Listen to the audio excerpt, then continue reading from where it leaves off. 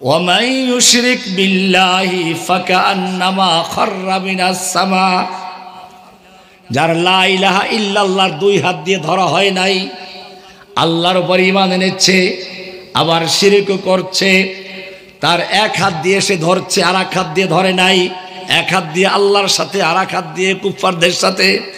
খুশরাহে আল্লাহ B শয়তান B নারাজ না হো, হজ্জে কাবা ভি কিয়া গঙ্গা কা স্নান ভি লিয়া, খুশরাহে আল্লাহ বি শয়তান বি নারাজ না হো।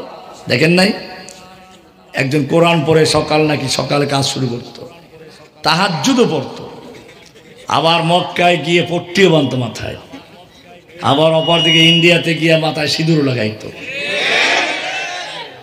আল্লাহ রাব্বুল আলামিন দেখাইয়ে দিলেন ক্ষমতার মালিক কে। তুতিল মুলকা মান তাশাউ, তুমি যাকে ইচ্ছে করো তাকে ক্ষমতা দান করো। ওয়া তানজিউল মুলকা মিম্মান তাশাউ, তুমি যার থেকে ইচ্ছা ক্ষমতা ছিনিয়ে নাও। হাজার রকমের খাবার রান্না করে বস্তায় বস্তায় টাকা তৈরি করে রেখেছিল, ভালো করে খাওয়াবে, পুলিশদের খাওয়াবে, সেনা সদস্যদের খাওয়াবে, তারপরে টাকার বস্তা দিবে যাতে করে পরের দিন ছাত্রদের বুক গুলি করে ঝাঁঝরা করতে পারে। আল্লাহ রাব্বুল আলামিন দেখিয়ে দিলেন না না, তুই অনেক ক্ষমতা চালিয়েছিস, এইবার তোকে ধরার পালা এসেছে।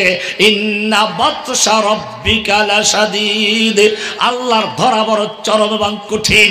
যখন ধরেন তখন ভালো করে ধরেন, তোকে ছাড়বে না। এখন আর তোর রান্না করা খাবার দূরের কথা, তুই যদি এখানে আর বেশি দেরি করিস তুই তো মুরগির রান চাবাতে পারবি না, তোর হাড্ডি গুড্ডি কুকুর দিয়ে চাবিয়ে তারপর দুনিয়াতে বিদায় করবে। একটু বক্তব্য রেকর্ড করার জন্য সুযোগ চেয়েছিল, সুযোগ দেওয়া হয়েছিল কেন? আল্লাহ রাব্বুল আলামিন দেখিয়ে দিলেন তুই বাংলাদেশের ওয়াজ মাহফিলের থেকে বক্তাদেরকে অপমান করেছিস, মাইক ছিনিয়ে নিয়েছিস, বক্তব্য দিতে দাও নাই। মসজিদের মেহরাবে ইমামকে খতিবকে অপমান করা হয়েছে, খুতবা দিতে দেওয়া হয় নাই। আল্লাহ রাব্বুল আলামিন দেখালেন তোকে একটু সুযোগ দিয়েছিলাম, এবারে দেখ তোর বক্তব্য রেকর্ড করার সুযোগ নেই। বক্তব্য রেকর্ড করতে যাবি, দুই দিক থেকে আবাবিল এসে কাউয়ার মতো ছিঁড়ে ফেলে খেয়ে ফেলবে।